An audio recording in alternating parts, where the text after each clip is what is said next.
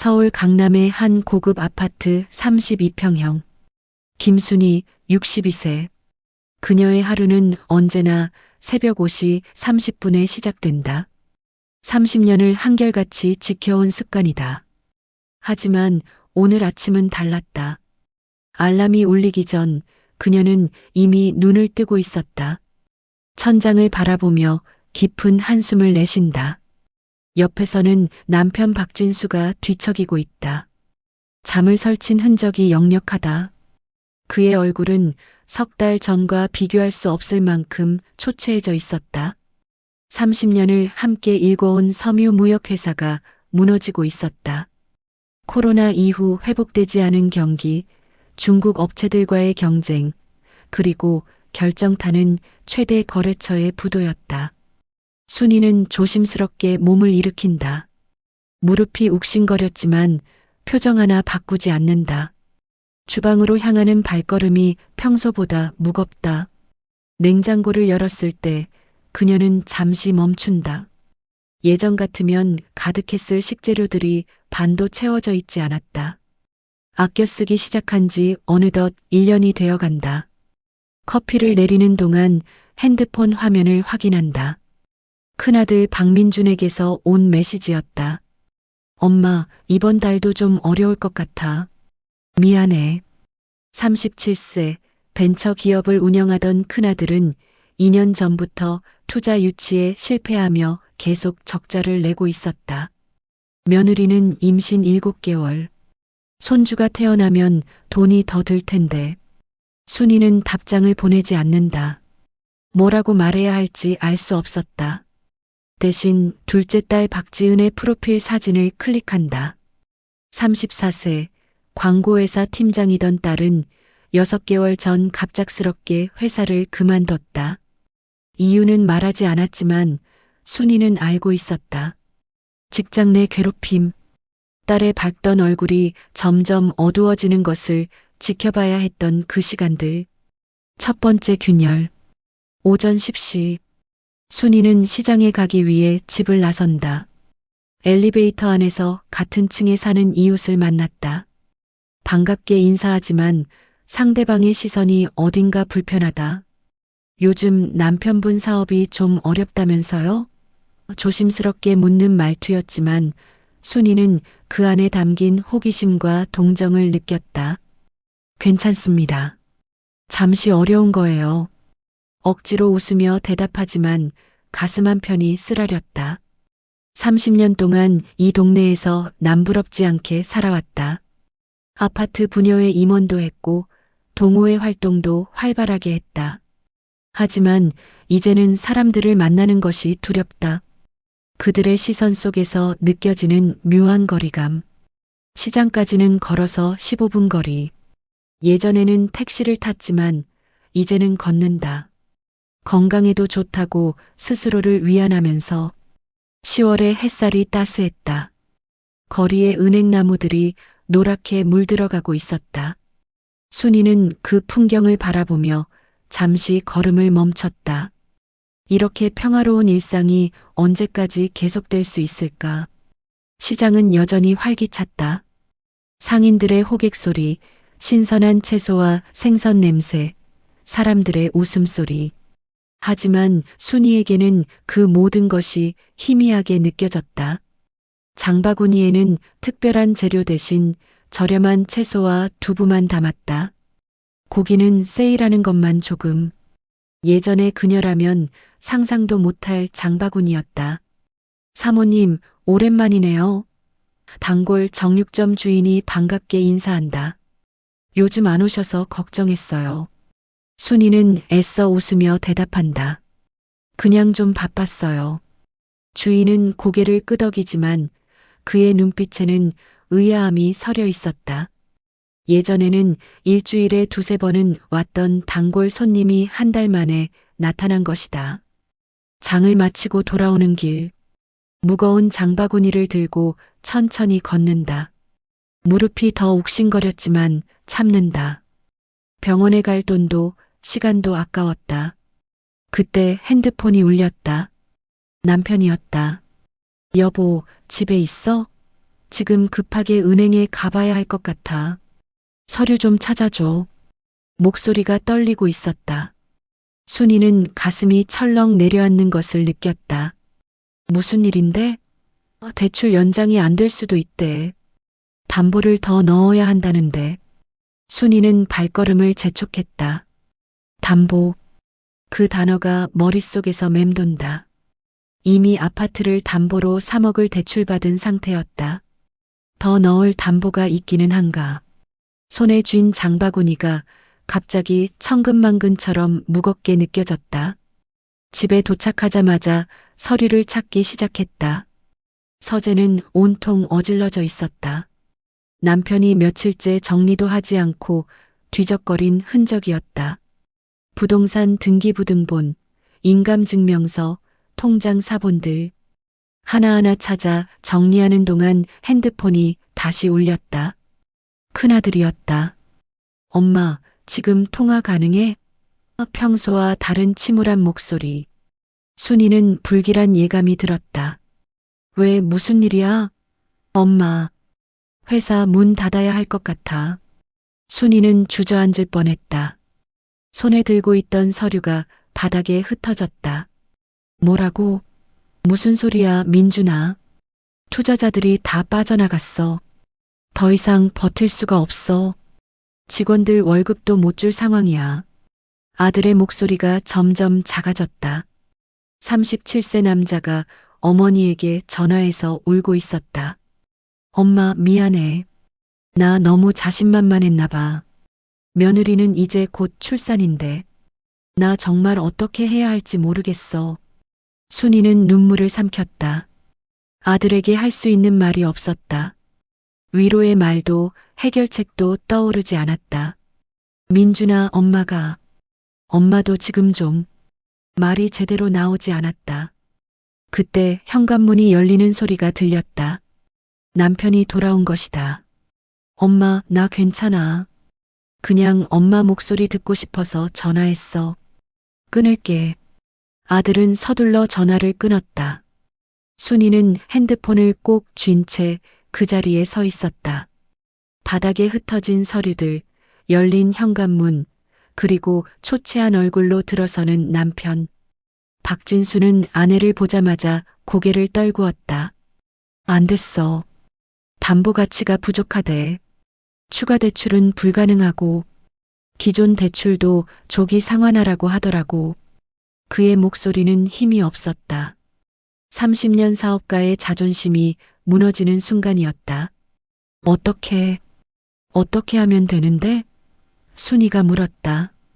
남편은 소파에 주저앉으며 대답했다. 집을 팔아야 할 수도 있어. 아니면 개인 돈을 빌리든지. 개인 돈. 사채? 그 단어가 주는 공포. 그날 저녁 두 사람은 거의 말을 하지 않았다. 순이가 차린 저녁 식사는 간단했지만 둘 다 제대로 먹지 못했다. 텔레비전에서는 경제 뉴스가 흘러나왔다. 중소기업 부도율 증가, 자영업자 폐업률 사상 최고. 남편이 리모컨을 들어 채널을 돌렸다. 다음 날 아침, 순이는 평소보다 일찍 일어났다. 잠을 제대로 이루지 못했기 때문이다. 악몽을 꿨다. 집이 경매로 넘어가고 거리를 헤매는 꿈. 식은땀을 흘리며 깬 그녀는 화장실에서 얼굴을 씻으며 거울을 봤다. 거울 속의 자신이 낯설었다. 언제부터 이렇게 늙어 보였을까? 오전 11시쯤 초인종이 울렸다. 딸 지은이었다. 엄마, 나야. 문 열어줘. 목소리가 평소와 달랐다. 문을 열자 딸이 서 있었다. 부은 눈, 헝클어진 머리, 구겨진 옷. 순이는 깜짝 놀랐다. 지은아, 무슨 일이야? 왜 이렇게? 딸은 아무 말 없이 엄마를 껴안았다. 그리고 울기 시작했다. 34세 성인 여성이 어머니 품에서 어린아이처럼 울고 있었다. 순이는 딸의 등을 토닥이며 거실로 데려갔다. 한참을 울던 딸이 입을 열었다. 엄마, 나 빚이 있어. 순이는 딸을 바라봤다. 빚? 무슨 빚? 회사 다닐 때 스트레스가 너무 심해서 쇼핑으로 풀었어. 카드값이 계속 밀리고 카드론도 받고 지금 한 5천만 원 정도 돼. 5천만 원. 순이는 어지러웠다. 남편의 회사 문제, 아들의 폐업, 그리고 이제 딸의 빚까지. 지은아, 왜 진작 말하지 않았어? 엄마한테 걱정 끼치기 싫었어. 혼자 해결하려고 했는데. 이제 카드사에서 독촉 전화가 매일 와. 법적 조치 취한다고. 딸은 다시 울기 시작했다. 엄마, 미안해. 나 정말 최선을 다했는데. 왜 이렇게 됐는지 모르겠어. 취직할 때만 해도 다 잘 될 줄 알았어. 열심히 일하고 성과도 냈는데. 왜 나만 이렇게 힘든 걸까? 순이는 딸을 안아주었다. 하지만 그녀 자신도 똑같은 질문을 하고 있었다. 왜 우리 가족에게만 이런 일들이 계속 일어나는 걸까? 남편도 아들도 딸도 모두가 열심히 살았다. 잘못한 것도 없었다. 그런데 왜? 그날 오후 순이는 딸을 달래보낸 후 혼자 남았다. 남편은 채권자들을 만나러 나갔다. 조용한 집안에서 순이는 소파에 앉아 멍하니 창밖을 바라봤다. 햇살이 아름답게 쏟아지고 있었다. 평화로운 가을 오후. 하지만 그녀의 마음속은 겨울보다 차갑고 어두웠다. 핸드폰을 들어 은행 앱을 열었다. 통장 잔액을 확인한다. 생활비 통장에는 200만 원이 조금 넘게 남아 있었다. 예전 같으면 용돈 수준이었지만 이제는 이것으로 한 달을 버텨야 했다. 적금은 이미 몇 달 전에 다 깼다. 펀드도 손해를 보고 정리했다. 그녀는 오래된 수첩을 꺼냈다. 결혼 초부터 써온 가계부였다. 30년의 기록이 빼곡히 적혀 있었다. 처음에는 빠듯했지만 점점 여유로워지던 숫자들. 아이들이 대학 갈 때, 결혼할 때, 집을 넓힐 때, 그 모든 기쁨의 순간들이 숫자로 기록되어 있었다. 하지만 최근 1년의 기록은 달랐다. 빨간색 펜으로 적힌 마이너스 숫자들. 대출, 이자, 연체료. 점점 늘어나는 지출, 점점 줄어드는 수입. 순이는 수첩을 덮었다. 더 이상 보고 싶지 않았다. 일주일이 지났다. 그 일주일 동안 3번의 독촉 전화가 왔다. 은행에서 2번, 카드사에서 1번. 순이는 공손하게 대답했다. 네, 알겠습니다. 최대한 빨리 해결하겠습니다. 하지만 어떻게 해결할지는 알 수 없었다. 10월 17일 화요일. 순이는 병원에 가기로 했다. 무릎 통증이 점점 심해져서 더 이상 참을 수 없었다. 남편에게는 말하지 않았다. 또 걱정시키기 싫었다. 동네 정형외과에 예약을 잡고 집을 나섰다. 오전 10시 30분. 순이는 병원을 향해 걷고 있었다. 평소와 같은 길, 평소와 같은 속도. 하지만 그날은 달랐다. 그녀는 생각에 잠겨 있었다. 병원비는 얼마나 나올까? 치료가 필요하다면 돈은 어디서 구하지? 머릿속이 복잡했다. 횡단보도 신호가 바뀌었다. 초록불. 순이는 건너기 시작했다. 그때였다. 위험해요. 누군가의 외침. 순이가 고개를 드는 순간 엄청난 충격과 함께 그녀의 몸이 공중으로 떠올랐다. 쿵. 바닥에 떨어지는 둔탁한 소리. 순간적으로 시야가 흐려졌다. 무슨 일이 일어난 건지 이해할 수 없었다. 다리가 움직이지 않았다. 등에서 차가운 것이 퍼져나갔다. 비었다. 사람들이 달려왔다. 119 불러요. 피가 너무 많이 나요. 정신 차려요. 목소리들이 멀리서 들려왔다.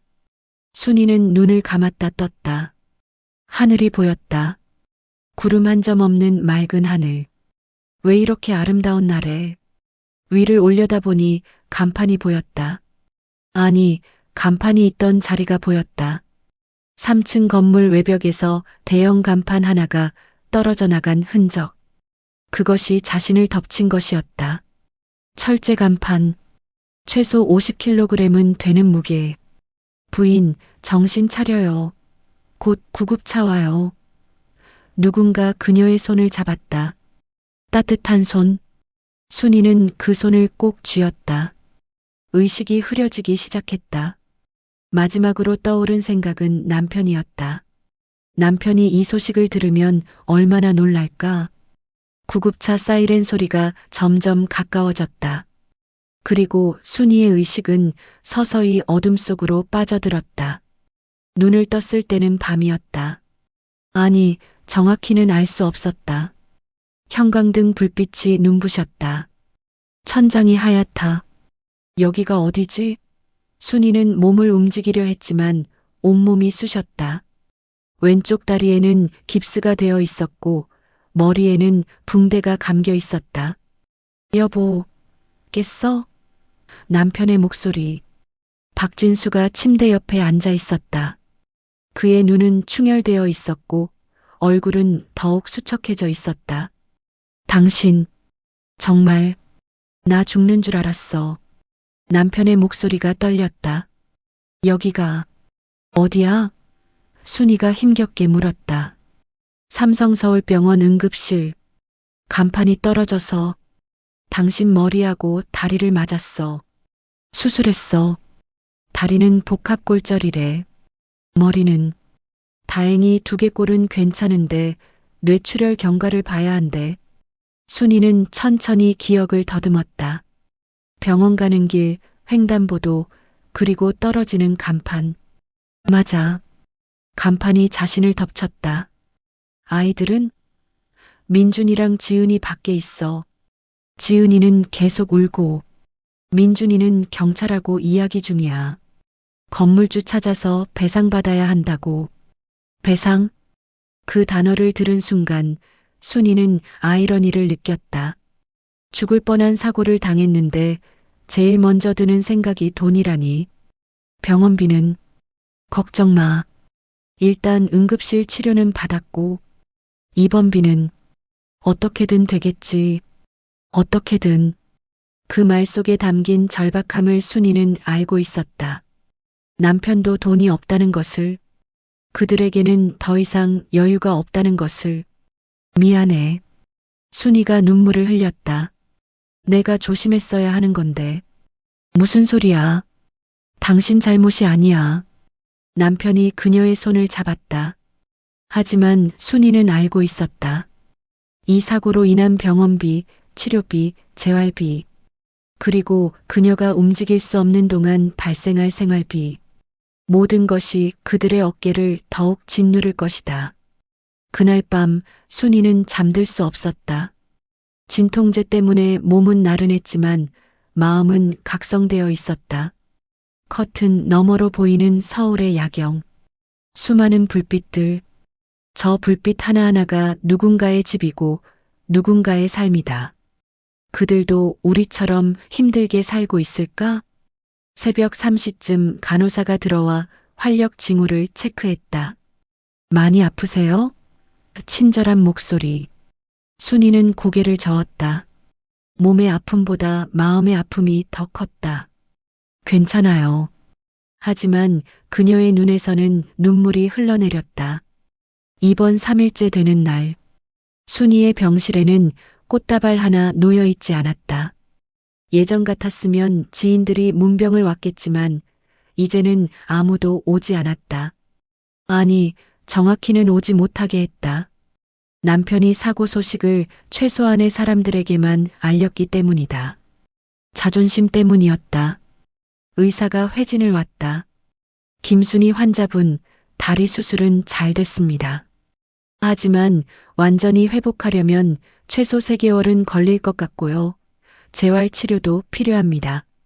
3개월. 순이는 한숨을 쉬었다. 3개월 동안 그녀는 아무것도 할 수 없다.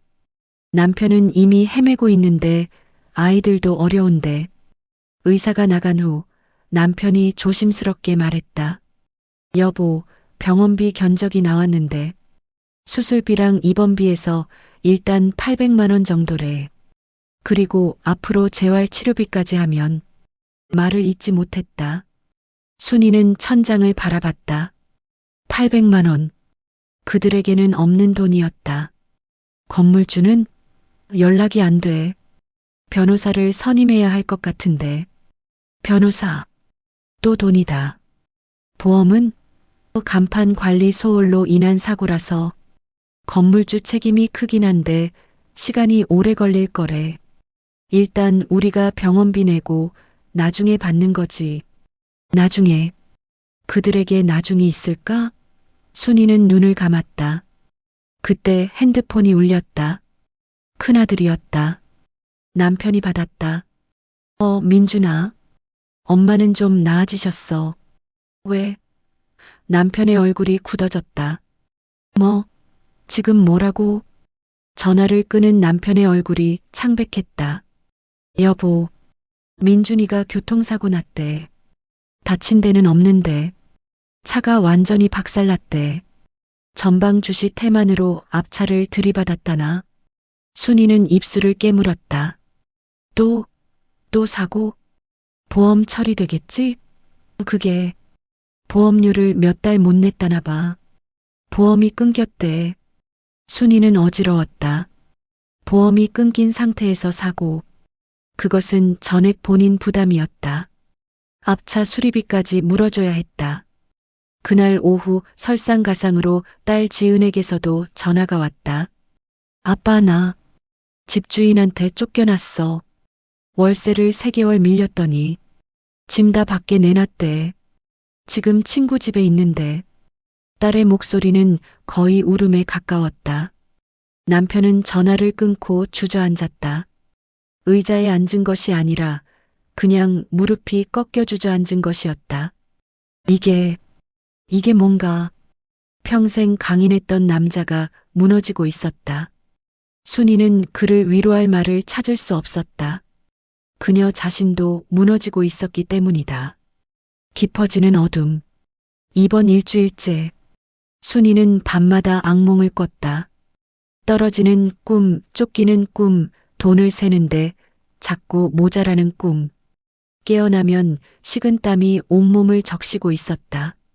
진통제와 수면제를 먹어도 소용없었다. 마음의 고통은 약으로 치료할 수 없었다. 남편은 매일 병원과 집을 오갔다. 그의 얼굴은 날이 갈수록 수척해졌다. 회사는 사실상 문을 닫은 상태였다. 직원들에게 임금도 못 주고 내보냈다. 사무실 월세도 밀렸다. 채권자들의 독촉은 계속되었다. 여보, 집을 팔아야 할 것 같아. 어느 날 저녁 남편이 조심스럽게 말했다. 순이는 예상했던 말이었지만 실제로 들으니 가슴이 무너졌다. 30년을 살았던 집, 아이들이 자랐던 집, 그 모든 추억이 담긴 공간. 얼마나 받을 수 있는데? 대출 갚고 나면 한 1억 5천 정도? 그걸로 당장 급한 불 끄고 전세로 들어가야 할 것 같아. 순이는 고개를 끄덕였다. 선택의 여지가 없었다. 그래, 어쩔 수 없지. 하지만 그날 밤 순이는 혼자 울었다. 소리내어 울 수는 없었다. 다인실이었기 때문이다. 그저 베개에 얼굴을 묻고 조용히 눈물을 흘렸다. 왜 이렇게 된 걸까? 무엇이 잘못된 걸까? 그들은 열심히 살았다. 정직하게 살았다. 그런데 왜?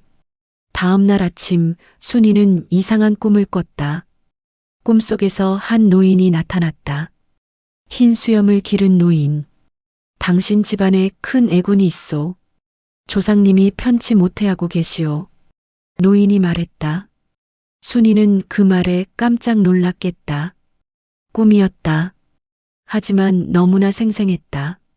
순이는 땀을 닦으며 생각했다. 조상? 애군? 평생 그런 것을 믿지 않았다.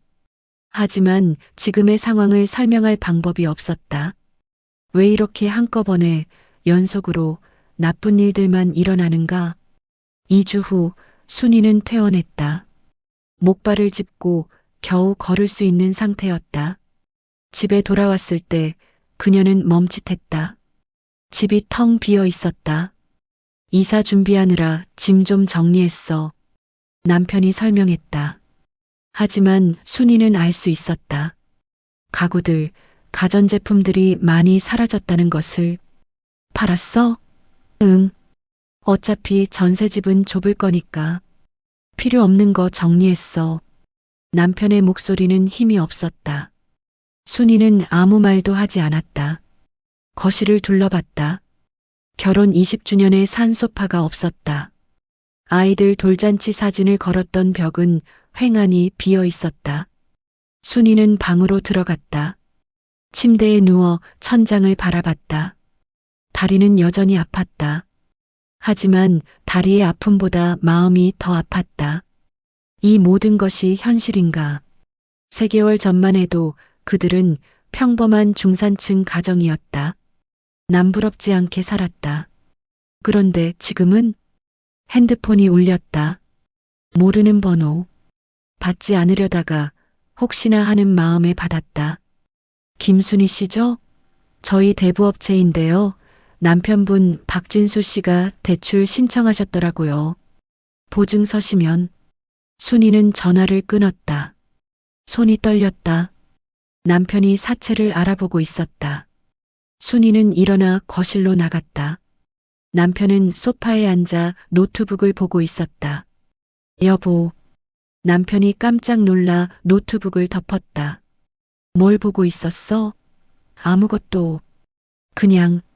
순이는 남편 옆에 앉았다. 사체 알아보는 거지? 남편은 고개를 숙였다. 선택권이 없어. 은행은 더 이상 안 빌려줘. 아이들 도와줘야 하고 당신 병원비도 내야 하고 다른 방법이 없어. 이자가 얼마인데? 5%. 높긴 한데. 그럼 1천만 원 빌리면 매달 50만 원 이자야. 원금은 그대로 남고. 당신 그걸 어떻게 갚아? 순이의 목소리가 높아졌다. 그럼 어떻게 해? 다른 방법이 있어? 남편이 소리쳤다. 30년 결혼 생활에서 남편이 소리를 지른 것은 처음이었다. 순이는 놀랐지만 곧 이해했다. 남편도 한계에 다다른 것이다. 두 사람은 한참을 말없이 앉아 있었다. 마지막 밤. 그날 밤 순이는 잠들 수 없었다. 옆에서 남편은 깊은 잠에 빠져 있었다. 아니, 정확히는 기절하듯 잠든 것이었다. 순이는 조용히 일어나 거실로 나왔다. 목발을 짚고 창가로 갔다. 밖은 깊은 밤이었다. 32층 높이에서 내려다보는 서울의 야경. 불빛들이 반짝이고 있었다. 아름다웠다. 하지만 순이에게는 그 불빛들이 차갑게만 느껴졌다. 저 많은 집들 중에서 우리 같은 가정이 또 얼마나 될까? 순이는 오래된 앨범을 꺼냈다. 결혼 사진, 아이들 태어났을 때 사진, 여행 사진들. 행복했던 순간들이 담겨 있었다. 그 모든 순간들이 이제는 아득히 먼 과거처럼 느껴졌다. 사진 속의 자신은 웃고 있었다. 진심으로 행복해 보였다. 언제부터 잘못된 걸까? 순이는 혼잣말을 했다. 어디서부터 꼬인 걸까? 남편의 사업? 아이들의 선택? 아니면 그녀 자신의 무언가? 답을 찾을 수 없었다. 새벽 4시. 순이는 여전히 잠들지 못하고 있었다. 그때 갑자기 현기증이 났다. 심한 어지러움. 순이는 소파에 주저앉았다. 가슴이 두근거렸다. 숨이 가빠졌다. 공황이었다. 여보, 여보. 남편을 불렀지만 목소리가 제대로 나오지 않았다. 순이는 바닥에 쓰러졌다. 의식이 흐려졌다. 마지막으로 본 것은 거실 천장의 조명이었다. 그리고 어둠. 다음 날 아침 남편이 순이를 발견했을 때 그녀는 의식을 잃은 채 바닥에 쓰러져 있었다. 119가 다시 불렸다. 구급차가 다시 왔다. 그리고 순이는 다시 병원으로 실려갔다. 이번에는 정신과 응급실이었다. 순이가 눈을 떴을 때는 오후였다. 흰 천장, 소독약 냄새, 낯선 공간, 또 병원이었다. 하지만 이번에는 분위기가 달랐다. 정형외과 병동이 아니라 정신건강의학과 병동. 그녀는 패닉 어택으로 응급실에 실려온 후 정신과에 입원한 것이었다. 깨셨어요? 간호사가 들어와 미소 지었다. 많이 놀라셨죠? 괜찮아요. 여기는 안전한 곳이에요. 순이는 천천히 몸을 일으켰다. 다리에 깁스는 여전했지만 온몸이 나른했다. 안정제를 맞은 듯했다. 남편은 의자에 앉아 졸고 있었다. 그의 옆모습이 너무나 초라해 보였다. 한때는 든든했던 어깨가 이제는 축 처져 있었다. 순이는 그를 깨우지 않았다. 그도 휴식이 필요했다. 정신과 의사가 회진을 왔다. 40대 초반으로 보이는 여의사였다. 김순이 환자분, 저는 이지연 교수입니다. 어제 응급실에서 상담했던. 네, 기억나요. 순이가 대답했다. 의사는 차트를 보며 말했다. 극심한 스트레스로 인한 공황장애 증상이에요. 최근에 많이 힘드셨죠? 순이는 눈물이 났다. 네, 많이 힘들었어요. 혼자 감당하기에는 너무 큰 짐이었을 거예요. 약물 치료와 상담 치료를 병행하면 좋아질 수 있어요. 지금은 푹 쉬세요. 마음의 휴식이 필요해요. 마음의 휴식. 순이는 그 말이 사치처럼 느껴졌다. 어떻게 쉴 수 있나? 집은 팔려고 내놓았고 아이들은 각자 위기에 처해 있고 남편은 무너지고 있는데 하지만 입 밖으로 말하지 않았다. 의사는 이해할 수 없을 것이다. 의사가 나간 후 남편이 깼다. 깼어? 응. 의사 선생님이 뭐래? 좀 쉬래. 그래. 쉬어. 걱정하지 말고. 하지만 두 사람 모두 알고 있었다. 걱정하지 않을 수가 없다는 것을. 순이가 입원한 병실은 4인실이었다. 그녀를 제외하고 3명의 환자가 더 있었다. 창가 침대에는 70대로 보이는 할머니, 순이 건너편에는 50대 여성, 그리고 문 쪽에는 40대 여성이 있었다. 저녁 식사 시간. 간호사가 식판을 가져왔다. 순이는 입맛이 없었지만 억지로 숟가락을 들었다. 그때 건너편 침대에 50대 여성이 말을 걸어왔다. 저도 처음에는 한 숟가락도 못 먹었어요. 시간이 지나면 나아질 거예요. 순이는 고개를 들어 그녀를 봤다. 단정한 외모, 친절한 미소. 여기 오래 계셨어요? 한 달 됐어요. 우울증으로 입원했죠. 처음에는 죽고 싶었는데 지금은 좀 나아졌어요. 죽고 싶다. 그 말에 순이는 가슴이 철렁했다. 사실 그녀도 어젯밤 그런 생각을 했었다. 차라리 이 모든 것에서 벗어나고 싶다는 생각. 저는 박미선이에요. 편하게 언니라고 불러요. 김순이에요. 저도 편하게 불러주세요. 그날 밤 소등 후 박미선이 조용히 이야기를 시작했다. 저희 남편이 사업 실패했어요. 20년 동안 운영하던 식당이 코로나 때 망했죠. 빚만 5억. 집도 날아갔고 애들 학비도 못 냈어요. 어둠 속에서 들리는 목소리는 담담했다. 그래서 제가 무너진 거예요. 평생 가정주부로 살았는데 갑자기 파트타임 일을 여러 개 해야 했어요. 편의점, 식당 설거지, 청소. 하루에 4시간씩만 자면서 일했어요. 그러다가 어느 날 길에서 쓰러졌죠. 순이는 말없이 들었다. 그 이야기가 남의 일 같지 않았다. 지금은요? 남편이 택시 운전해요. 저는 여기서 나가면 요양보호사 자격증 따려고요. 그래도 살아야죠. 애들이 있으니까.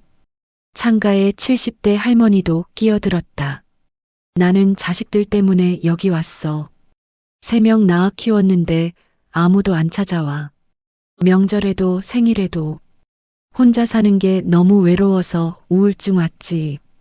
할머니의 목소리는 씁쓸했다. 문 쪽에 40대 여성도 말했다. 저는 남편 외도 때문에 여기 왔어요. 15년 결혼 생활이 한순간에 무너졌죠. 아이 둘 데리고 이혼 소송 중인데 미칠 것 같았어요. 4명의 여자가 어둠 속에서 각자의 고통을 나눴다. 세대도 다르고 사연도 다르지만 모두 삶의 무게에 짓눌려 이곳까지 온 사람들이었다. 순이는 처음으로 자신만 힘든 것이 아니라는 걸 깨달았다. 3일째 되는 날 아이들이 면회를 왔다. 큰아들 민준과 딸 지은. 둘 다 얼굴이 상해 있었다. 엄마 괜찮아? 지은이 손을 잡으며 물었다. 순이는 고개를 끄덕였다. 응, 괜찮아. 너희 아빠는? 밖에 계세요. 서류 처리하신다고. 민준이 대답했다.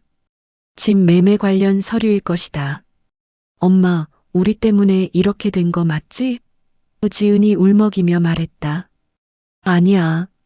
엄마가 원래 좀 약했어. 엄마는 강한 분이잖아요. 평생 우리 뒷바라지 하시면서. 민준의 목소리가 떨렸다. 엄마, 죄송해요. 제가 사업을 잘못 선택한 거예요. 더 신중하게 결정했어야 했는데. 민준아, 너 잘못 없어. 사업은 원래 그런 거야. 성공할 수도 실패할 수도 있는 거지. 순이가 아들의 손을 꼭 잡았다. 지은아, 너도. 카드 빚은 어떻게든 해결될 거야. 엄마, 저 편의점 아르바이트 시작했어요. 나이트 타임으로요. 밤 11시부터 아침 7시까지. 급여가 좀 나아요. 한 달에 200만 원 정도 벌 수 있대요. 지은이 말했다. 순이는 가슴이 찢어지는 듯 했다. 34세 딸이 편의점 나이트 타임을 한다니.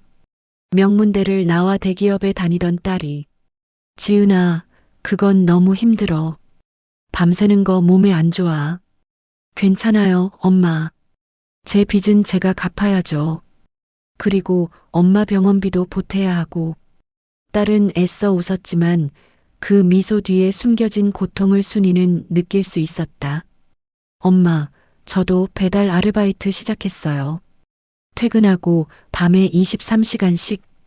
며느리가 출산하면 돈이 많이 들 텐데.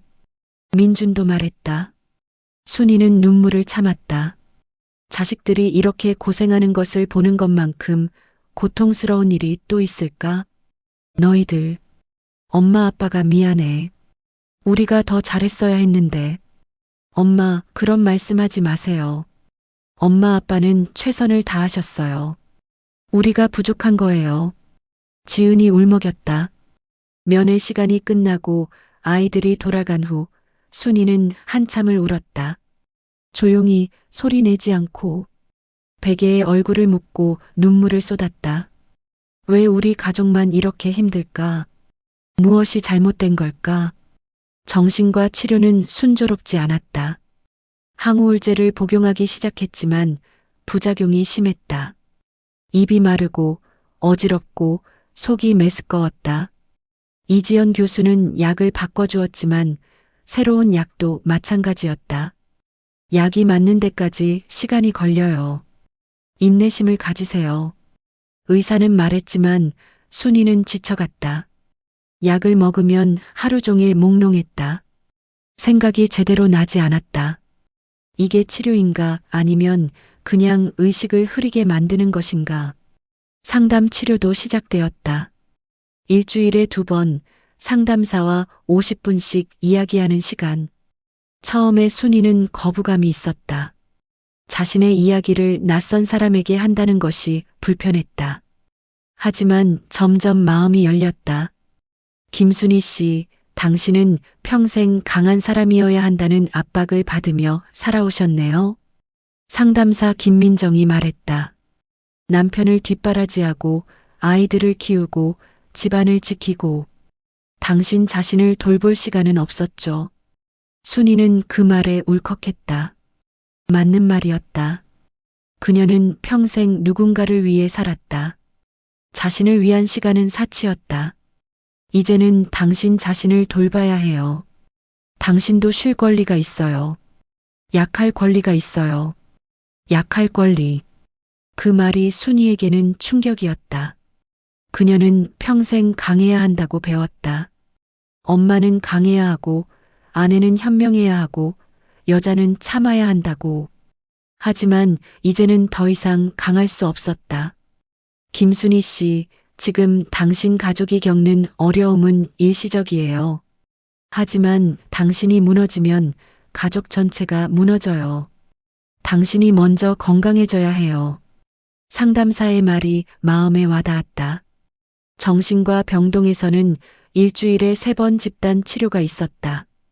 환자들이 모여서 자신의 이야기를 나누는 시간.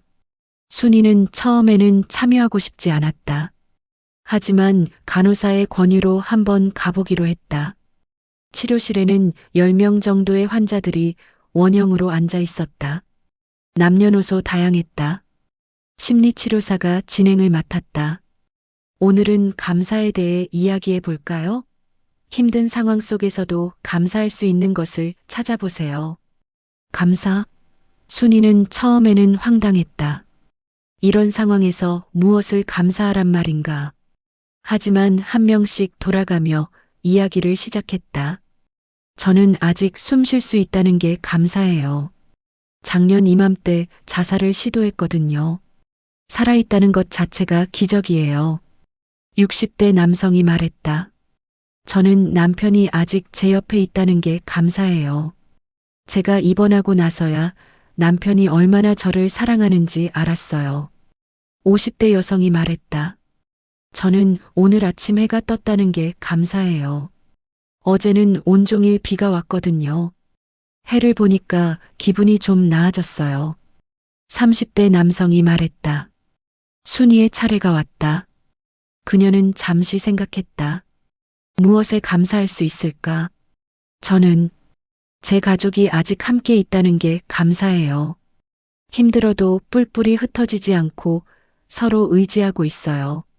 그게 감사한 것 같아요. 말을 하고 나니 정말로 그것이 감사한 일이라는 것을 깨달았다. 그들은 힘들었지만 서로를 원망하지 않았다. 각자 최선을 다하고 있었다. 그것만으로도 감사할 일이었다. 집단 치료가 끝난 후 순이는 조금 기분이 나아진 것을 느꼈다. 완전히 좋아진 것은 아니지만 작은 희망이 보이는 것 같았다. 어쩌면 이 터널의 끝이 있을지도 모른다는 생각. 2주간의 입원 치료 후 이지연 교수는 퇴원을 허락했다. 많이 좋아지셨어요. 하지만 꾸준히 약을 드셔야 하고 외래로 상담 치료도 계속 받으세요. 그리고 무엇보다 스트레스 관리가 중요해요. 스트레스 관리. 순이는 쓴웃음을 지었다. 스트레스의 원인이 사라지지 않는데 어떻게 관리를 하나. 하지만 고개를 끄덕였다. 네, 노력하겠습니다. 퇴원 날 남편이 차를 가지고 왔다. 10년 된 중고 승용차. 예전에 타던 외제차는 팔았다. 집은? 순이가 물었다. 다음 주에 잔금 받아. 그리고 전세집은 일산에 구했어. 보증금 1억에 월세 50만 원. 일산. 서울을 떠나는 것이었다. 30년을 살았던 강남을 떠나 일산으로. 순이는 침묵했다. 어차피 예상했던 일이었다. 아이들은? 민준이는 계속 서울에서 살고 지은이는 우리랑 같이 살겠대. 혼자 월세 내기 힘들다고. 차는 조용히 일산으로 향했다. 창밖으로 익숙한 풍경들이 지나갔다. 아이들이 다니던 학교, 자주 가던 카페, 단골 미용실. 모든 것과 작별하는 기분이었다. 일산의 전세집은 25평 아파트였다. 강남 32평에 비하면 작았지만 그래도 깨끗했다. 이삿짐은 이미 와 있었다. 예전 집의 절반도 안 되는 양. 여기서 새 출발하자. 남편이 말했다. 순이는 고개를 끄덕였다.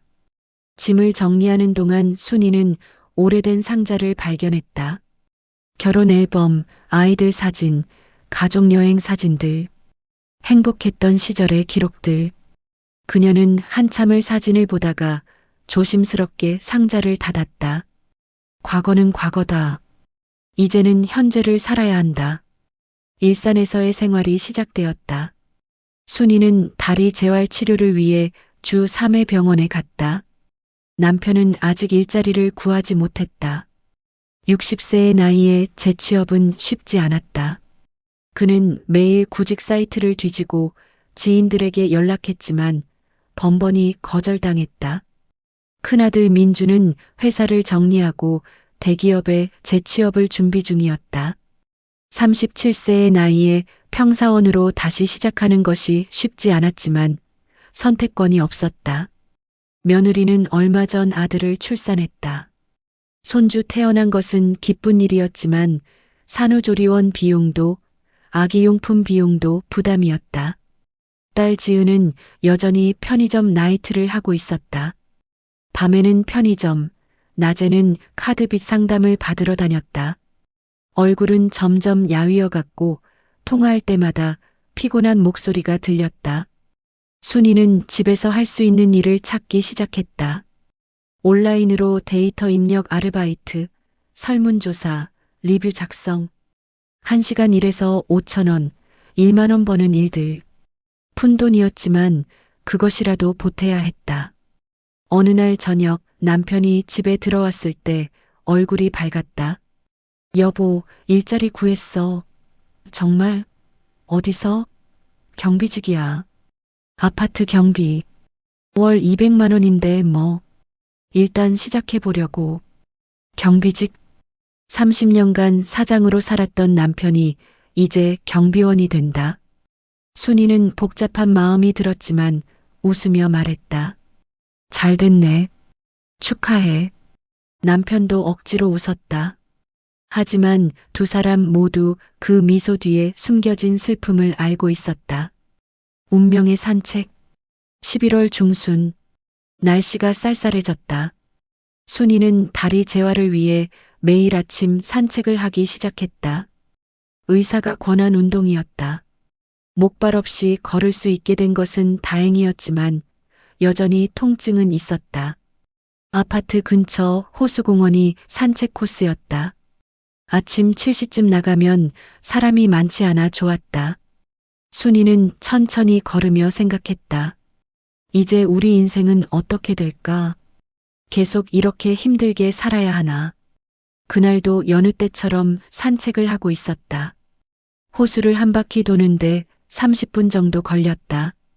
반쯤 왔을 때 벤치에 앉아 쉬기로 했다. 다리가 욱신거렸다. 물을 마시며 호수를 바라보는데 누군가 다가왔다. 여기 앉아도 될까요? 낮은 목소리. 순이가 고개를 들었다. 60대 후반으로 보이는 스님이었다. 회색 승복을 입고 염주를 손에 들고 있었다. 네, 앉으세요. 순이가 자리를 비켜주었다. 스님은 조용히 앉아 호수를 바라봤다. 한참 침묵이 흘렀다. 불편하지 않은 침묵이었다. 순이도 가만히 앉아 있었다. 그때 스님이 입을 열었다. 마음이 많이 무거워 보이십니다. 순이는 깜짝 놀라 스님을 봤다. 제가 그렇게 보이나요? 네. 오랫동안 무거운 짐을 지고 계신 것 같습니다. 순이는 대답하지 않았다. 스님의 말이 너무나 정확해서 오히려 말문이 막혔다. 혹시 최근에 좋지 않은 일이 많이 일어나지 않으셨습니까? 스님이 다시 물었다. 네, 그렇습니다. 순이는 솔직하게 대답했다. 왜인지 이 스님에게는 거짓말을 할 수 없었다. 집안에 연달아 안 좋은 일들이. 그렇군요. 제가 보니 당신 주변의 기운이 매우 탁합니다. 마치 먹구름이 낀 것처럼. 순이는 미신을 믿는 사람이 아니었다. 하지만 지금의 상황이 너무 설명이 안 되어서 스님의 말에 귀를 기울이게 되었다. 기운이요? 네. 조상의 기운이 편치 못할 때 자손들이 이런 고통을 겪게 됩니다. 스님은 계속 말을 이었다. 혹시 시댁 어르신 묘소에 대해 아십니까? 시어머니 산소요? 경기도 어디쯤 있다고 들었는데 순이는 정확히 알지 못했다. 결혼 초에 한두 번 성묘를 간 후로는 남편이 혼자 다녔다. 그 산소에 문제가 있습니다. 스님이 단호하게 말했다. 순이는 당황했다. 무슨 문제요? 묘의 위치가 좋지 않습니다. 물길이 끊겨 있고 나무 뿌리가 관을 침범했을 가능성이 큽니다. 이런 경우 조상께서 편히 쉬지 못하고 자손들에게 신호를 보내십니다. 순이는 반신반의했다. 하지만 스님의 진지한 표정을 보니 장난으로 하는 말은 아닌 것 같았다. 그래서요? 빨리 이장을 하셔야 합니다. 늦으면 스님이 말을 멈췄다. 늦으면 어떻게 되는데요? 순이가 다급하게 물었다. 가장의 목숨이 위험할 수 있습니다. 스님의 말에 순이는 얼어붙었다. 가장, 남편, 제 남편이요? 네. 지금 당장은 아니더라도 1년 안에 큰 위기가 올 수 있습니다. 건강상의 문제나 큰 사고가. 스님은 순이의 얼굴을 보며 말했다. 제 말이 믿기지 않으실 수도 있습니다. 하지만 한번 확인해 보시는 것이 좋을 것 같습니다. 순이는 혼란스러웠다. 이것을 어떻게 받아들여야 할까? 스님의 말이 사실일까? 아니면 그냥 미신일까? 스님은 어떻게 그런 걸 아시는 거예요? 저는 30년 동안 산에서 수행했습니다. 그리고 때때로 이렇게 인연이 닿는 분들에게 도움을 드리고 있습니다. 그럼 제가 뭘 어떻게 해야 하나요? 우선 산소 위치를 확인하시고 가능하면 풍수지리를 아는 사람과 함께 가보십시오. 그리고 만약 문제가 있다면 이장을 서두르시는 것이 좋습니다. 이장 비용이 얼마나 드는데요? 순이는 현실적인 질문을 했다. 대략 300만 원에서 500만 원 정도 든다고 들었습니다. 스님이 대답했다. 500만 원. 지금 그들에게는 거금이었다. 돈이 없으면 어떻게 해요? 순이가 절박하게 물었다. 스님은 잠시 침묵하다가 말했다. 돈보다 중요한 것은 마음입니다. 정성을 다해 조상께 예를 갖추고 사정을 말씀드리십시오. 그리고 최대한 빨리 이장할 수 있도록 노력하십시오. 스님은 일어서며 염주를 순이에게 건넸다. 이것을 가지고 계십시오. 그리고 매일 조상을 위해 기도하십시오. 마음을 다하면 길이 열릴 것입니다. 순이는 멍하니 염주를 받았다. 남편의 반응. 집에 돌아온 순이는 한참을 고민했다. 남편에게 이 이야기를 해야 할까? 만약 말하면 남편은 뭐라고 할까? 미신이라고 무시하지 않을까? 하지만 혼자 간직하기에는 너무 무거운 이야기였다. 저녁을 먹으며 순이는 조심스럽게 말을 꺼냈다. 여보, 오늘 산책하다가 스님 한 분을 만났어. 스님? 남편이 무심코 대답했다. 응. 그분이 이상한 말을 하더라고. 순이는 스님과의 대화를 전했다. 시어머니 산소, 풍수, 이장, 그리고 남편의 위기. 남편은 듣는 동안 점점 얼굴이 굳어갔다. 그게 무슨 소리야? 미신이잖아. 나도 처음에는 그렇게 생각했어. 하지만 뭐? 순이야, 정신 차려. 우리가 지금 힘든 건 풍수 때문이 아니야. 사업이 잘못된 거고, 경제가 안 좋은 거고, 운이 없었던 거지. 남편이 짜증 섞인 목소리로 말했다. 그래도 한번 확인해 보면 어때? 만약 정말 산소에 문제가 있다면. 없어. 어머니 산소는 내가 잘 관리하고 있어. 10년 전에 이장도 했고 매년 성묘도 가잖아. 남편이 단호하게 말했다. 순이는 더 이상 말하지 않았다. 남편이 화가 난 것 같았다. 하지만 그날 밤 침대에 누워서도 스님의 말이 머릿속을 떠나지 않았다. 가장의 목숨이 위험할 수 있습니다. 그 말이 계속 맴돌았다. 며칠이 지났다. 순이는 혼자 시어머니 산소에 대해 알아보기 시작했다. 남편의 형제들에게 연락했지만 모두 무관심했다. 그냥 아버지한테 물어봐. 나는 잘 모르겠는데. 냉담한 반응뿐이었다. 남편에게 다시 물어봤다. 시어머니 산소가 정확히 어디 있어? 왜 자꾸 그걸 물어? 파주 어디쯤 있어? 한번 같이 가볼래? 왜? 이제 성묘철도 아닌데. 남편은 여전히 거부감을 보였다. 하지만 순이는 포기하지 않았다. 어떤 예감이 들었다. 이것이 중요하다는, 이것을 무시하면 안 된다는 직감. 그녀는 결심했다. 혼자라도 가보겠다고. 혼자서 떠난 길. 11월 마지막 주 어느 화요일. 남편이 경비 일을 하러 나간 후 순이는 혼자 집을 나섰다. 파주로 가는 버스를 탔다. 주소는 남편의 수첩에서 몰래 베껴왔다. 정확한 위치는 모르지만 일단 가보기로 했다. 버스 안에서 순이는 긴장했다. 혼자 이런 일을 하는 것이 처음이었다. 평생 남편이 알아서 했던 일들. 하지만 이제는 그녀가 나서야 했다. 가족을 지키기 위해. 파주에 도착해서 택시를 탔다. 기사에게 주소를 보여주며 물었다. 여기 아세요? 아, 이 동네. 산 쪽이네요. 묘지 가시는 거예요? 네. 택시는 구불구불한 산길을 올라갔다. 30분쯤 후 택시가 멈췄다. 여기까지밖에 못 가요. 여기서 조금 걸어 올라가셔야 해요. 순이는 요금을 내고 내렸다. 차가운 바람이 불었다. 산은 고요했다. 조금 무서웠지만 순이는 걸음을 옮겼다.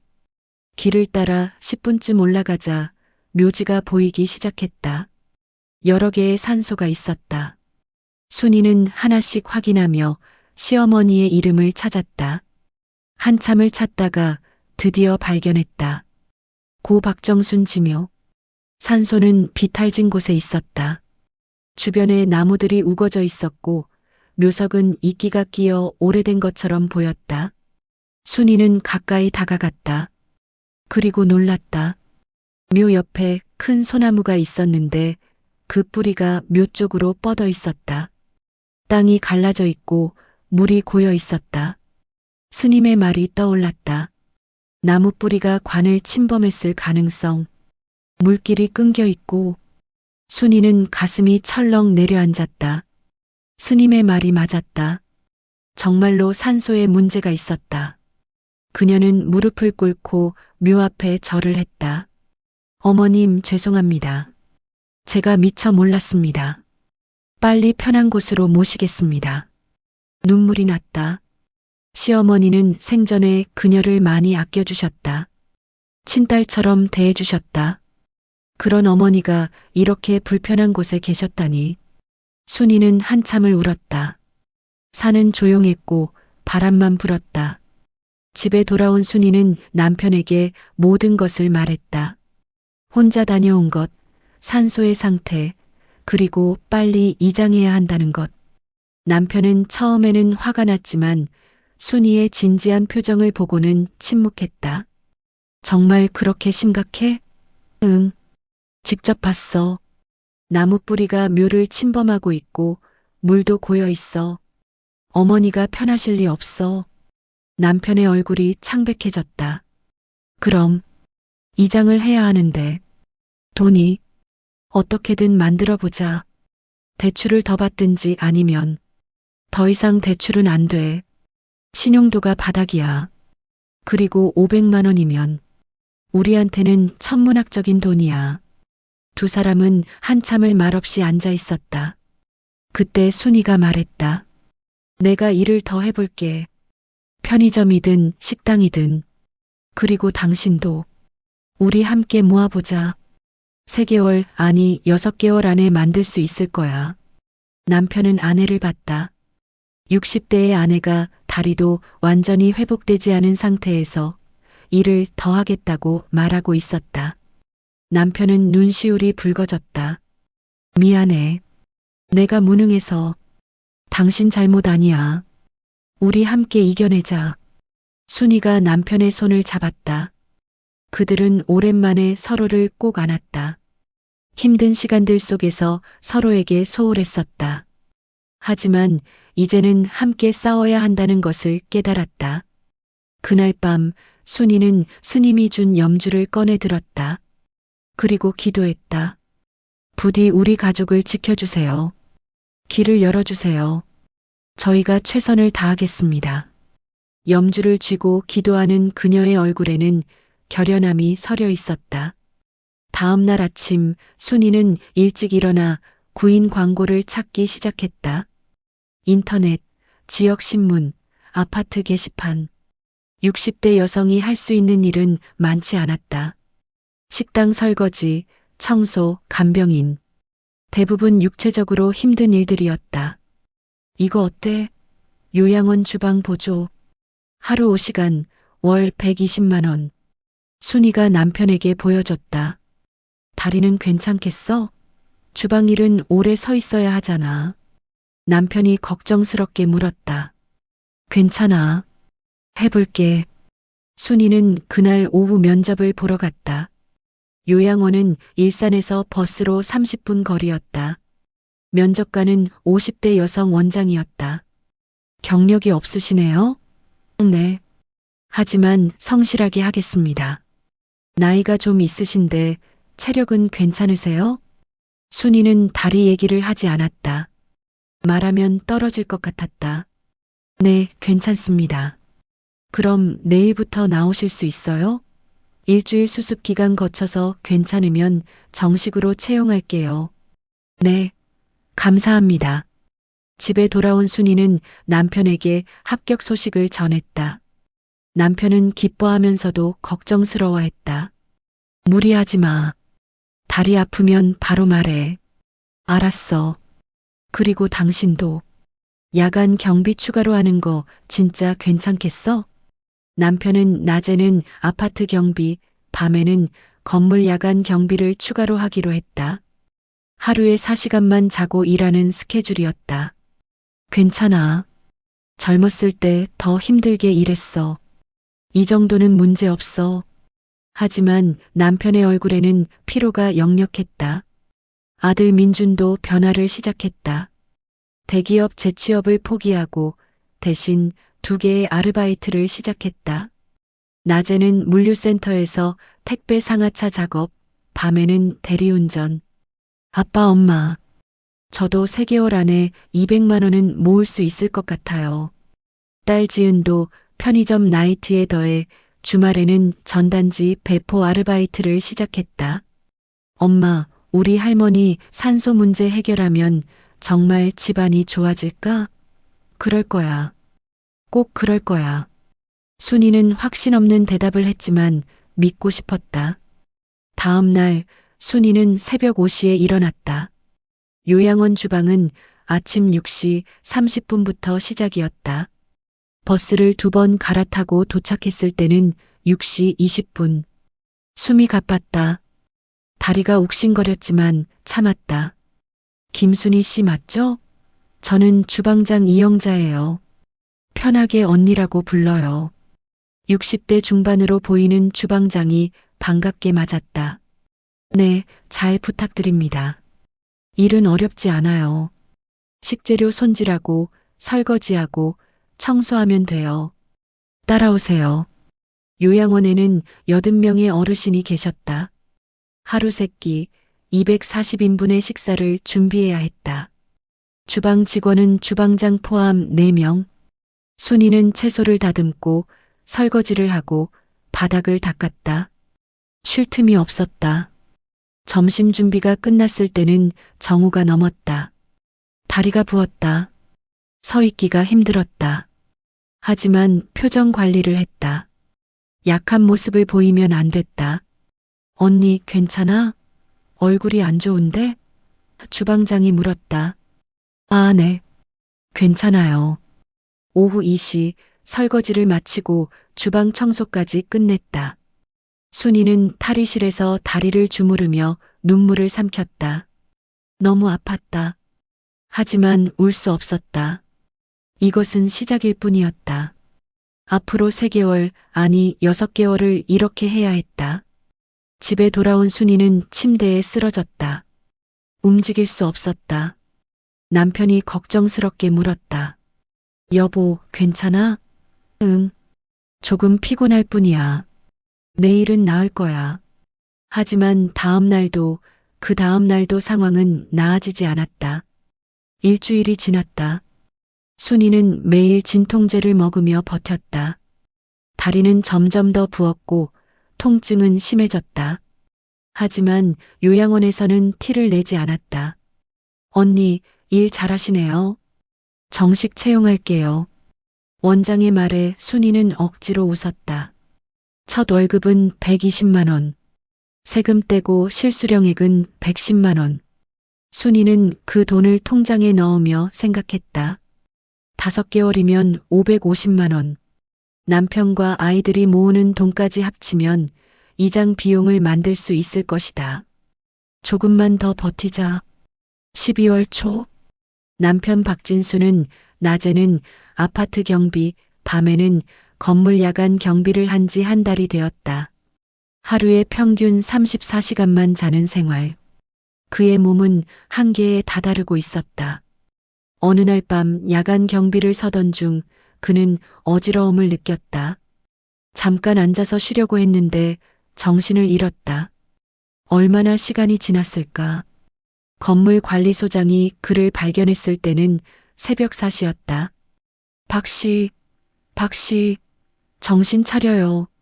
관리소장이 흔들었지만 박진수는 깨어나지 않았다. 119가 불렸다. 구급차가 왔고 그는 병원으로 실려갔다. 순이에게 전화가 온 것은 새벽 5시였다. 부인이신가요? 남편분이 쓰러지셨습니다. 지금 응급실에 계십니다. 순이는 화들짝 놀라 일어났다. 택시를 타고 병원으로 달려갔다.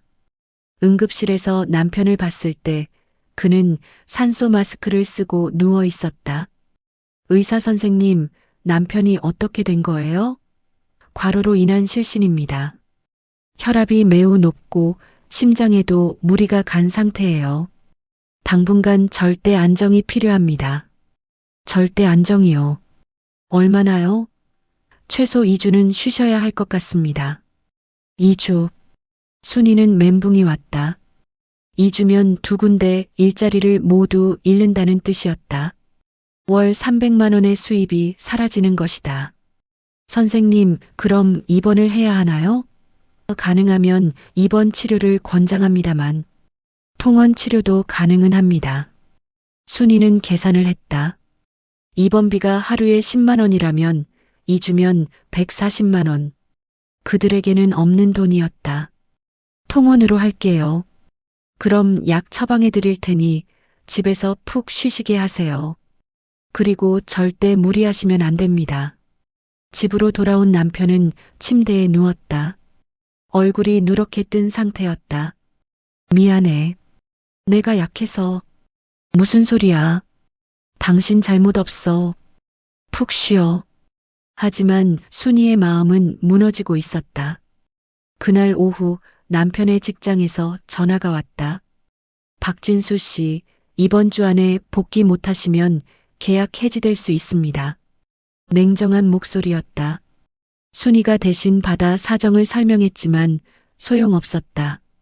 저희도 사정이 있습니다. 대체 인력을 구해야 해서요.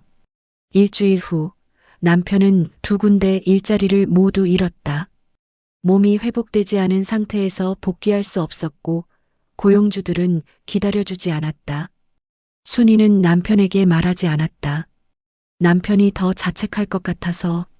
12월 중순 딸 지은은 편의점 나이트와 주말 아르바이트를 병행하며 한 달을 버텼다. 하지만 몸은 한계였다. 수면 부족, 영양 불균형, 스트레스. 그녀의 얼굴은 날로 수척해졌다. 어느 일요일 새벽 지은은 편의점 나이트를 마치고 집으로 돌아가던 중이었다. 너무 피곤해서 비틀거리며 걸었다. 횡단보도를 건너던 중 그만 쓰러졌다. 지나가던 행인이 발견해 119를 불렀다. 병원에서 깨어난 지은은 링거를 맞고 있었다. 의사가 말했다. 극심한 피로와 영양실조입니다. 몸이 완전히 망가진 상태예요. 이대로 가다간 큰일 납니다. 지은은 눈물을 흘렸다. 또 병원비가 나간다는 생각에 순이가 병원에 도착했을 때 딸은 울고 있었다. 엄마, 미안해. 또 돈 쓰게 해서. 무슨 소리야. 건강이 우선이지. 순이는 딸을 안아주었다. 하지만 마음속으로는 절망하고 있었다. 도대체 우리 가족은 왜 이렇게 계속 아픈 걸까? 검사 결과 지은은 빈혈도 심했고 위염도 있었다. 당분간 무리한 일은 피하시고 충분히 쉬면서 영양 섭취를 하셔야 합니다. 의사의 말에 지은은 한숨을 쉬었다. 쉬라는 것은 일을 그만두라는 뜻이었다. 엄마, 나 편의점 그만둬야 할 것 같아. 몸이 정말 안 좋아. 그래, 그만둬. 건강이 중요하지. 순이는 말했지만 속으로는 계산하고 있었다. 딸의 수입월 200만 원이 사라진다. 이제 이장 비용을 모으는 것은 더 힘들어졌다. 집으로 돌아온 순이는 남편에게 딸의 상황을 전했다. 남편은 고개를 떨구었다. 내가 무능해서 애들까지 이렇게 고생시키네. 당신 잘못 아니야. 우리 다 같이 힘든 거야. 하지만 위로의 말은 공허하게 들렸다. 그날 밤 순이는 혼자 울었다. 조용히 소리 내지 않고 화장실에 앉아서 한참을 울었다. 도대체 어떻게 해야 하나? 이장 비용은 언제 모으나? 정말로 산소 때문에 이렇게 된 걸까? 아니면 그냥 우리가 운이 없는 걸까? 큰아들 민주는 부모님과 여동생의 상황을 지켜보며 괴로워했다. 그는 자신이 뭔가 해야 한다고 생각했다. 물류센터와 대리운전으로는 돈이 너무 천천히 모였다. 더 빨리, 더 많이 벌 방법이 필요했다. 그는 아내에게 말했다.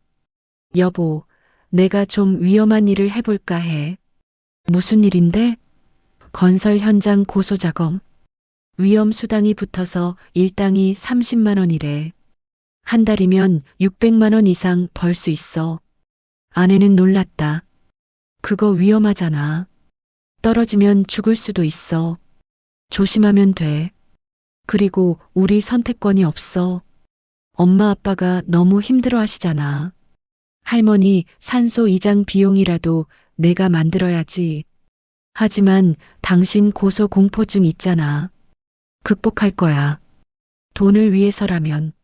민준의 목소리는 단호했다. 아내는 더 이상 말리지 않았다. 남편의 결심이 얼마나 굳은지 알았기 때문이다. 다음 주부터 민주는 건설 현장에서 일하기 시작했다. 30층 높이의 건물에서 외벽 작업을 했다. 처음에는 다리가 떨렸다. 아래를 내려다보면 현기증이 났다. 하지만 참았다. 가족을 위해서. 사흘째 되는 날 민주는 거의 떨어질 뻔했다. 발을 헛디뎌 몸이 기울었는데 옆에 있던 동료가 재빨리 붙잡았다. 이봐, 정신 차려. 여기서 정신 없으면 죽어.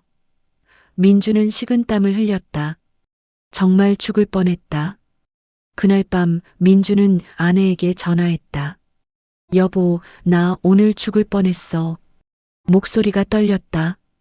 그만둬. 제발. 돈보다 당신이 중요해. 조금만 더 하면, 한 달만 더 하면 500만 원을 모을 수 있어. 민준아, 당신이 다치면 어떡해. 애는 어떡하고, 나는 어떡하고. 아내가 울먹였다. 민주는 대답하지 못했다. 하지만 그는 계속 일했다. 매일 죽음의 공포와 싸우면서 순이는 요양원에서 일한 지 2달이 되었다. 다리 상태는 점점 나빠졌다. 진통제 없이는 하루도 버틸 수 없었다. 밤에는 통증 때문에 잠을 제대로 잘 수 없었다.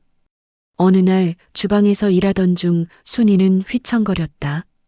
갑자기 어지러웠다. 손에 들고 있던 냄비를 떨어뜨렸다. 쿵! 큰 소리와 함께 뜨거운 국물이 바닥에 쏟아졌다. 언니, 주방장이 달려왔다. 괜찮아. 미안해. 순이가 중얼거렸지만 곧 쓰러졌다. 의식을 잃은 것이다. 요양원에서 다시 119가 불렸다.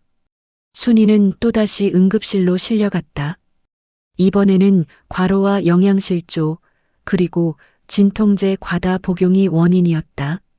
환자분, 몸을 너무 혹사하셨어요. 간 수치도 높고 신장 기능도 떨어졌어요. 이대로 가다간 정말 위험합니다. 의사의 말에 순이는 눈물을 흘렸다. 선생님, 저희를 안 할 수가 없어요. 돈을 벌어야 해요. 돈보다 생명이 중요하지 않나요? 생명도 중요하지만 가족이 더 중요해요. 제가 쓰러지면 우리 가족이 무너져요. 순이의 목소리는 절박했다. 의사는 한숨을 쉬며 말했다. 최소 일주일은 입원 치료를 받으세요. 입원, 또 입원이다. 순이는 거부했다. 통원으로 할게요. 입원하면 일을 못해요. 하지만 제발요, 선생님. 순이의 간청에 의사는 결국 허락했다. 그럼 약을 처방해 드릴 테니 집에서 꼭 쉬세요. 하지만 순이는 이틀 후 다시 요양원에 나갔다. 원장이 놀랐다. 언니 괜찮아요? 좀 더 쉬다 와요. 괜찮아요. 일할 수 있어요. 순이는 억지로 웃었다. 하지만 그녀의 얼굴은 핏기가 없었다. 그날부터 순이는 더 조심스럽게 일했다. 무리하지 않으려고 노력했다. 하지만 몸은 정직했다. 매일 조금씩 더 나빠졌다. 약을 먹어도 통증은 사라지지 않았다. 밤마다 악몽을 꿨다. 1월 초, 새해가 밝았지만 순이네 가족에게는 희망이 보이지 않았다. 남편은 여전히 일자리를 구하지 못했고 딸은 건강을 회복 중이었으며 아들은 위험한 현장에서 일하고 있었다. 그리고 순이 자신도 한계에 다다르고 있었다. 어느 추운 토요일 아침 순이는 요양원이 쉬는 날이라 호수공원으로 산책을 나갔다. 몸은 힘들었지만 집에만 있으면 미칠 것 같았다. 신선한 공기가 필요했다. 호수를 한 바퀴 돌고 벤치에 앉았다. 겨울 호수는 을씨년스러웠다. 나무들은 앙상했고 하늘은 잔뜩 흐려 있었다. 순이는 멍하니 호수를 바라봤다. 그때 누군가 다가왔다. 또 만나게 되었군요. 익숙한 목소리. 순이가 고개를 들었다. 지난번 만났던 그 스님이었다. 스님. 순이는 놀라서 일어섰다. 앉으세요. 몸이 많이 안 좋아 보이는군요. 스님은 옆에 앉았다. 산소는 확인해 보셨습니까? 네. 스님 말씀이 맞았어요. 정말 문제가 있더라고요.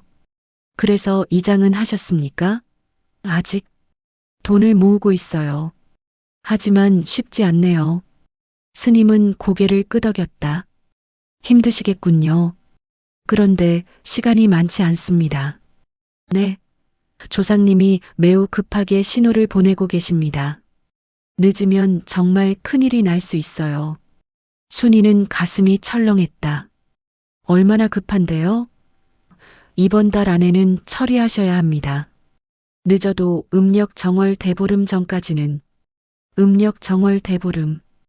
2월 중순. 한 달 반밖에 남지 않았다. 하지만 돈이 아직 반도 못 모았어요. 순이의 목소리가 떨렸다. 스님은 잠시 생각하더니 말했다. 제가 아는 절이 하나 있습니다. 거기서 무료로 이장을 도와주는 사업을 하고 있어요. 한번 연락해 보시겠습니까? 무료요? 순이는 믿을 수 없다는 표정이었다. 네. 어려운 형편의 가정을 위해 보시하는 프로그램입니다. 제가 소개해 드릴 수 있습니다. 스님이 명함을 꺼내 주었다. 여기 연락하시고 제 이름을 대세요. 순이는 명함을 받아들며 눈물이 났다. 스님, 정말 감사합니다. 감사는요. 이것도 인연입니다.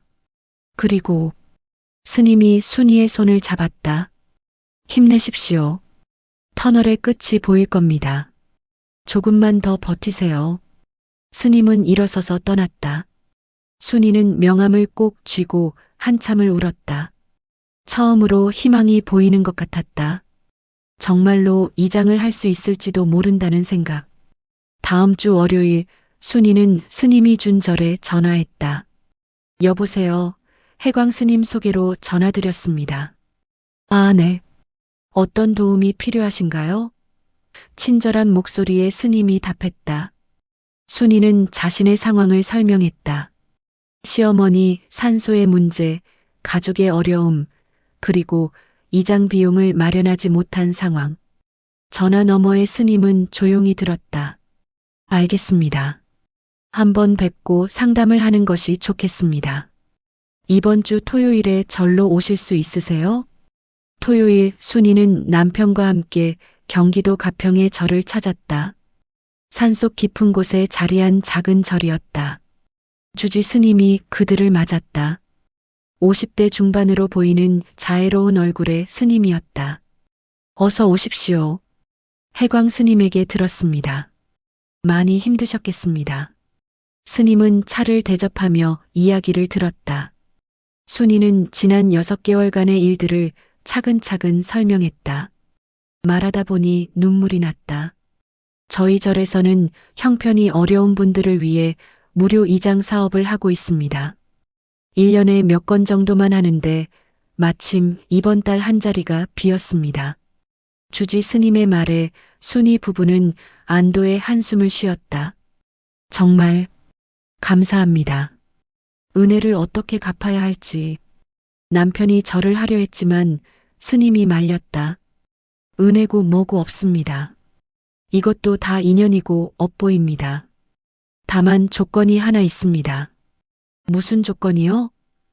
이장 후에 1년 동안 매달 절에 와서 108배를 하셔야 합니다. 그리고 할 수 있는 범위에서 보시를 하시면 됩니다. 금액은 상관없습니다. 마음이 중요합니다. 순이와 남편은 고개를 끄덕였다. 그 정도는 얼마든지 하겠습니다. 좋습니다. 그럼 이번 주 안에 산소를 확인하러 가겠습니다. 풍수지리를 아는 거사님과 함께 갈 겁니다. 그리고 문제가 확인되면 가능한 빨리 이장을 진행하겠습니다. 일주일 후 스님과 풍수거사가 시어머니 산소를 방문했다. 확인 결과는 순이가 본 것보다 더 심각했다. 이건 정말 빨리 처리해야 합니다. 나무 뿌리가 이미 관까지 침범했을 가능성이 큽니다. 그리고 물길이 완전히 잘못됐어요. 거사는 새로운 자리도 찾아주었다. 절 근처의 공동묘지 중 명당 자리. 여기는 양기가 좋고 물길도 좋습니다. 여기 모시면 집안이 좋아질 겁니다. 순이는 그 말을 듣고 눈물을 흘렸다. 드디어 끝이 보였다. 이장 날짜는 2월 10일로 잡혔다. 음력 정월 초사흘. 길일이었다. 순이는 가족들에게 소식을 전했다. 드디어 할머니 이장한다. 2월 10일에 모두가 안도했다. 큰아들 민주는 건설 현장에서 일한 지 2달 만에 300만 원을 모았다. 목숨을 걸고 번 돈이었다. 엄마, 이 돈으로 이장 후 제사라도 지내세요. 민준아, 고생했다. 이제 그 위험한 일 그만둬. 네, 엄마. 딸 지은도 회복 후 낮 시간 카페 아르바이트를 시작해 50만 원을 모았다. 엄마, 이거라도 보태요.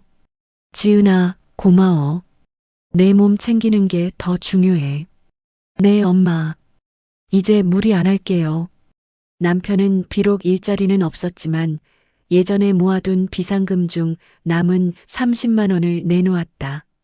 이장은 무료로 해주시는데 절에 보시라도 해야지.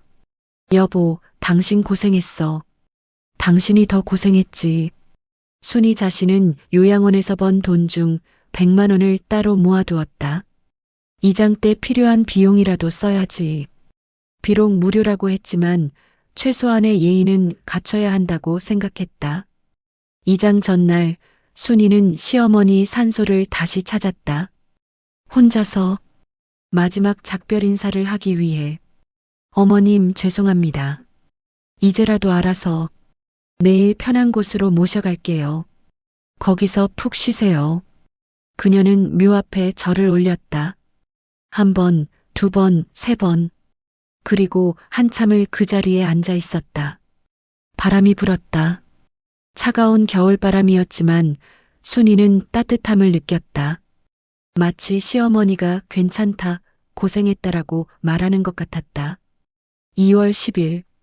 이른 아침부터 절의 스님들과 신도들이 시어머니 산소에 모였다. 순인의 가족도 모두 참석했다. 남편, 큰아들 내외와 손자, 딸 지은, 그리고 남편의 형제들도 몇몇 왔다. 주지 스님이 먼저 천도제를 지냈다. 망자의 영혼이 편히 쉴 수 있도록 기도합니다. 독경 소리가 산에 울려 퍼졌다. 순이는 눈을 감고 기도했다. 어머님, 이제 편히 쉬세요. 그리고 우리 가족을 지켜주세요. 이장 작업이 시작되었다. 묘를 파내는 과정에서 모두가 놀랐다. 관이 반쯤 썩어 있었고 정말로 나무 뿌리가 관 안까지 침투해 있었다. 이건 정말 심각했네요. 거사가 중얼거렸다. 유골을 조심스럽게 수습했다. 깨끗이 닦고 새 수위에 모셨다. 그리고 새로운 자리로 옮겼다. 절 근처의 명당 자리. 햇볕이 잘 들고 물길도 좋고 조용한 곳이었다. 새 묘를 쓰고 묘석을 세우고 다시 한번 제사를 지냈다. 순이는 절을 올리며 또 울었다. 이번에는 안도의 눈물이었다. 드디어 해냈다. 시어머니를 편한 곳에 모셨다. 이제 집안이 좋아질 겁니다. 조상님이 편히 쉬시니 자손들도 편해질 겁니다. 주지 스님이 말했다. 순이는 고개를 끄덕였다. 믿고 싶었다. 정말로 이제 좋아질 거라고. 이장이 끝나고 모두가 절로 가서 공양을 했다. 따뜻한 사찰 음식. 소박하지만 정성이 담긴 음식이었다. 가족들은 오랜만에 함께 밥을 먹으며 이야기를 나눴다. 무거운 짐을 내려놓은 것 같은 기분이었다. 엄마, 아빠, 고생하셨어요. 민준이 말했다. 우리 다 함께 고생했지. 순이가 아들의 손을 잡았다. 이제 좋아질 거야. 꼭 그럴 거야. 모두가 그 말을 믿고 싶어 했다. 작은 변화들. 이장 후 일주일. 순이는 요양원에서 일하던 중 원장에게 불렸다. 언니, 혹시 주방장 할 생각 없어요? 네. 우리 주방장이 다음 달에 고향으로 내려간대요. 언니가 일 잘하시니까 승진시키려고 하는데. 주방장? 그것은 월급이 150만 원으로 올라간다는 뜻이었다. 30만 원 인상. 정말요? 네. 할 수 있겠어요? 네. 하겠습니다. 순이는 믿을 수 없었다. 이장 후 처음 찾아온 좋은 소식이었다. 그 주 금요일 남편에게도 연락이 왔다. 예전에 거래하던 업체 사장이었다. 박 사장님, 그동안 어떻게 지내셨어요? 그럭저럭요. 왜 전화하셨어요? 혹시 지금 일하고 계세요? 저희 회사에서 해외 영업 담당자를 찾는데. 해외 영업. 남편이 30년간 해온 일이었다. 하지만 제가 나이도 있고 경험이 중요한 자리예요. 급여는 월 400만 원의 인센티브 별도입니다. 어떠세요? 남편은 꿈을 꾸는 것 같았다. 큰아들 민준에게도 좋은 소식이 있었다. 예전에 지원했던 대기업 계열사에서 연락이 온 것이다. 면접 보러 오실 수 있으세요? 네, 언제든 가겠습니다. 면접 날짜는 2주 후로 잡혔다. 딸 지은도 변화가 있었다. 카페에서 일하던 중 손님으로 온 디자인 회사 대표를 만났다. 우연히 대화를 나누다가 지은의 경력을 알게 된 대표는 명함을 주며 말했다. 우리 회사 지원해 보세요. 좋은 인재가 필요해요. 하나씩 하나씩 좋은 일들이 생기기 시작했다. 순이는 혹시나 싶어 스님에게 전화했다. 스님, 신기한 일이에요. 이장 후에 좋은 일들이 생기고 있어요. 그렇습니까? 다행이네요. 조상님이 기뻐하시나 봅니다. 정말 풍수 때문인가요? 풍수도 있고 마음도 있습니다. 순이 보살님이 포기하지 않고 노력한 것, 가족이 함께 힘을 모은 것, 그 모든 것이 모여서 변화를 만든 겁니다. 스님의 말을 듣고 순이는 깨달았다. 그렇다. 풍수만이 아니었다. 그들이 포기하지 않았기 때문이다. 서로를 원망하지 않고 함께 버텼기 때문이다. 그것이 진짜 이유였다. 3월. 봄이 찾아왔다. 순이는 주방장이 되어 일했다. 다리는 여전히 조금 아팠지만 예전보다는 훨씬 나았다. 업무도 적응이 되었고 후배 직원들도 잘 따랐다. 남편은 새 직장에 출근한 지 한 달이 되었다. 60세의 나이에 다시 시작하는 것이 쉽지 않았지만 30년 경험은 빛을 발했다. 첫 달 실적이 좋아서 인센티브로 100만 원을 더 받았다. 큰아들 민주는 대기업 계열사에 합격했다. 연봉은 예전보다 낮았지만 안정적이었다. 그리고 무엇보다 가족과 함께하는 시간이 생겼다. 엄마, 이번 주말에 아기 데리고 놀러 갈게요. 그래, 어서 와라. 딸 지은은 디자인 회사에 입사했다. 규모는 작았지만 일하는 분위기가 좋았다. 상사도 동료들도 친절했다. 엄마, 나 오늘 첫 프로젝트 맡았어. 너무 신나. 지은의 목소리에 다시 활기가 돌아왔다. 순인의 가족은 일산 전세집에서 첫 가족 모임을 가졌다. 모두가 모인 것은 이장 이후 처음이었다. 순이는 소박하지만 정성스럽게 음식을 준비했다. 김치찌개, 불고기, 나물, 김치. 자, 다 같이 건배. 남편이 소주잔을 들었다. 힘든 시간을 이겨낸 우리 가족, 그리고 할머니께 감사하며 건배. 모두가 잔을 부딪혔다. 따뜻한 봄날 저녁이었다. 식사를 마치고 순이는 발코니로 나갔다. 밤 공기가 상쾌했다. 하늘을 올려다보니 별이 보였다. 순이는 손을 모으고 기도했다. 어머님 감사합니다. 우리 가족 지켜주셔서 이제 편히 쉬세요. 5월 모든 것이 안정되어 가는 듯했다. 순이는 요양원 주방장으로 일하며 매달 꼬박꼬박 월급을 받았다. 남편의 회사 생활도 순조로웠다. 아이들도 각자의 자리에서 잘 적응하고 있었다. 어느 금요일 오후 순이는 요양원 원장에게 불렸다. 좋은 소식일 거라 생각하며 사무실 문을 두드렸다. 들어오세요. 원장님 부르셨어요? 원장은 진지한 표정으로 서류를 내밀었다. 언니, 이거 좀 보세요. 순이가 서류를 받아들었다. 부동산 매매 계약서. 이게 뭐예요? 우리 요양원 건물이 매각됐어요. 새 주인이 리모델링을 한다고 하네요. 순이는 가슴이 철렁했다. 그럼 저는요? 죄송해요, 언니. 새 주인이 직원을 다 새로 뽑는데요. 리모델링 기간 동안 휴업하고 재개원할 때 새 시스템으로 간다고. 그럼 저는 해고되는 건가요? 미안해요. 제가 어떻게 할 수가 없어요. 건물주가 바뀌면서. 원장도 난처한 표정이었다. 언제까지 일할 수 있어요? 이번 달 말까지요. 5월 31일이 마지막 날이에요. 순이는 집에 돌아오는 길 내내 멍했다. 겨우 안정을 찾았다고 생각했는데 또 실직이라니. 하지만 집에서는 밝은 표정을 지어야 했다. 가족들을 걱정시키고 싶지 않았다. 저녁 식사 자리에서 남편이 말했다. 여보, 나 좋은 소식 있어. 뭔데? 이번 달 실적이 좋아서 특별 보너스 받았어. 300만 원. 남편의 얼굴은 밝았다. 순이는 축하한다고 했지만 속으로는 복잡했다. 식사 후 설거지를 하던 순이에게 딸이 다가왔다. 엄마, 뭔가 걱정 있어? 아니야, 왜? 얼굴이 안 좋아 보여. 피곤해서 그래. 괜찮아. 순이는 딸을 안심시켰다.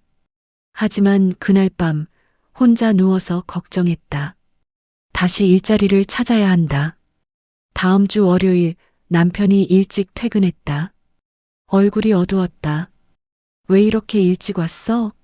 무슨 일 있어? 여보, 회사에 문제가 생겼어. 무슨 문제? 최대 거래처가 파산했어. 그쪽에 외상으로 준 물건값이 3억인데 한 푼도 못 받을 것 같아. 순이는 숨이 막혔다. 그럼 회사가 어떻게 되는데? 망할 수도 있어. 아니면 대대적인 구조조정을 하거나. 당신은? 모르겠어. 입사한 지 얼마 안 됐으니. 잘릴 가능성이 크지. 남편의 목소리는 힘이 없었다. 순이는 자신의 소식을 말할 수 없었다. 남편이 너무 힘들어 보였다. 그날 밤 두 사람은 거의 말을 하지 않았다. 텔레비전을 켜놨지만 무슨 내용인지 들어오지 않았다. 겨우 안정을 찾았다고 생각했는데 또다시 위기가 찾아온 것이다. 며칠 후 예상대로 남편의 회사에서 구조조정 공지가 나왔다. 최근 입사자 중심으로 정리해고를 진행합니다. 남편은 명단에 포함되어 있었다. 6월 말까지 근무하고 퇴사하는 조건이었다. 미안해, 여보. 나 또. 남편이 말을 잇지 못했다. 순이는 남편을 안았다. 괜찮아. 우리 다시 시작하면 돼. 하지만 순이 자신도 같은 처지라는 것을 아직 말하지 못했다. 다음 날 순이는 용기를 내어 말했다. 여보, 사실 나도. 요양원이 문 닫아. 5월 말이 마지막이야. 남편은 순이를 봤다. 뭐? 그럼 당신도? 응. 미안해. 진작 말했어야 했는데. 두 사람은 한참을 말없이 앉아 있었다. 또다시 두 사람 모두 실직이라니. 이게 현실인가, 꿈인가? 이게 무슨 일이야? 남편이 중얼거렸다. 순이는 대답할 수 없었다. 다음 주말 민준이 집을 찾아왔다. 표정이 평소와 달랐다. 아빠, 엄마, 할 얘기가 있어요. 뭔데? 저 회사를 그만두려고 해요. 뭐? 남편이 놀라서 물었다. 왜? 겨우 들어간 지 3개월밖에 안 됐잖아. 제가 예전에 운영하던 회사 직원이었던 형이 연락했어요. 새로운 사업을 시작하는데 같이 하자고.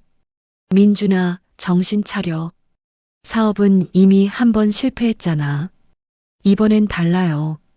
확실한 아이템이 있고 투자자도 확보했대요. 그리고 제가 정말 하고 싶은 일이에요.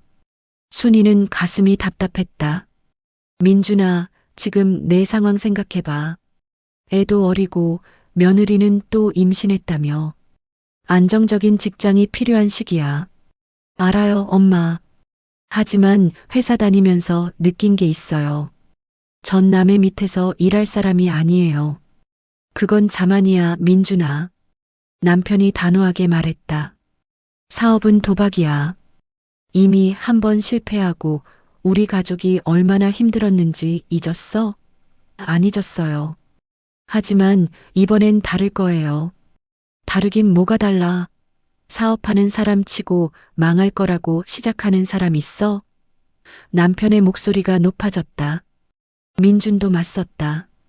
아버지는 제가 평생 회사원으로 살기를 바라세요? 그래. 안정적으로 사는 게 뭐가 나빠? 평범하게 사는 게 얼마나 어려운 건지 몰라. 전 평범하게 살고 싶지 않아요. 부자가 소리를 높이며 싸우기 시작했다. 순이는 말렸지만 소용없었다. 결국 민주는 화를 내며 나가버렸다. 남편은 소파에 주저앉았다. 저 녀석이 또 사업을 한다고. 순이는 남편 옆에 앉았다. 여보, 민준이 마음도 이해해줘야 해. 이해는 무슨, 또 실패하면 어쩌려고. 그날 밤 순이는 잠들지 못했다. 민준의 말이 계속 머릿속을 맴돌았다. 전 평범하게 살고 싶지 않아요. 그 말 속에 담긴 절박함. 아들도 자신의 꿈이 있는 것이다. 다음 날 순이는 가평의 절을 찾았다. 주지 스님을 만나고 싶었다. 혼자서 결정할 수 없는 일들이 너무 많았다. 스님, 말씀 좀 여쭤봐도 될까요? 주지 스님은 차를 대접하며 순이의 이야기를 들었다. 일자리 문제, 남편의 실직, 아들의 고민, 모든 것을 털어놓았다. 스님은 조용히 듣다가 입을 열었다. 순이 보살님, 그동안 많이 힘드셨습니다. 하지만 한 가지 묻겠습니다. 왜 이런 일들이 계속 생긴다고 생각하십니까? 그게 잘 모르겠어요. 운이 없는 건가요? 운도 있지만 더 중요한 건 마음가짐입니다. 보살님은 지금 두려움 속에 살고 계십니다. 또 나쁜 일이 생길까봐, 또 실패할까봐. 그 두려움이 보살님을 올가매고 있습니다. 순이는 스님의 말을 곱씹었다. 맞는 말이었다. 그녀는 항상 불안했다. 좋은 일이 생기면 이것도 곧 끝날 거야라고 생각했다. 그럼 어떻게 해야 하나요? 두려움을 내려놓으십시오. 일어날 일은 일어날 것이고 일어나지 않을 일은 일어나지 않습니다. 보살님이 통제할 수 있는 것은 오직 지금 이 순간뿐입니다. 하지만 미래를 준비해야 하지 않나요? 준비와 걱정은 다릅니다. 준비는 지혜롭게 하되 결과에 집착하지 마십시오. 그리고 아들분 문제. 스님이 잠시 멈췄다. 민준이요? 그 친구도 자신의 길을 찾아가고 있습니다. 부모는 자식의 선택을 존중해야 합니다. 물론 조언은 할 수 있지만 결정은 본인의 몫입니다. 하지만 또 실패하면 어떻습니까? 다시 일어서면 됩니다. 보살님 가족이 그동안 그렇게 해왔잖습니까? 쓰러졌다가 일어서고 또 쓰러졌다가 일어서고. 그것이 인생입니다. 스님의 말을 듣고 순이는 눈물이 났다. 그렇다. 그들은 계속 일어섰다. 넘어졌지만 포기하지 않았다. 그것이 그들의 힘이었다. 스님, 감사합니다. 제가 너무 두려워하고 있었네요. 두려움은 자연스러운 감정입니다. 하지만 그것에 지배당해서는 안 됩니다. 지금 보살님에게 필요한 것은 용기입니다. 다시 시작할 용기, 아들을 믿어줄 용기, 그리고 미래를 받아들일 용기. 집으로 돌아온 순이는 남편과 진지하게 이야기를 나눴다. 여보, 우리 민준이 하고 싶은 대로 하게 해주자. 뭐? 우리가 반대한다고 안 할 것 같아? 차라리 믿고 지켜보자. 남편은 망설였다. 하지만 순이의 눈을 보고 고개를 끄덕였다. 알았어. 하지만 조건이 있어. 이번에는 무리하게 대출받거나 하지 말고 자기 능력 범위 내에서만 하라고 해. 다음 주말 민준을 불러 이야기했다. 민준아, 아빠 엄마가 생각해봤는데 내가 정말 하고 싶으면 해봐. 민준은 믿을 수 없다는 표정이었다. 정말요? 아빠가? 응. 대신 약속해. 무리하지 마. 그리고 가족을 우선으로 생각해. 네, 아빠.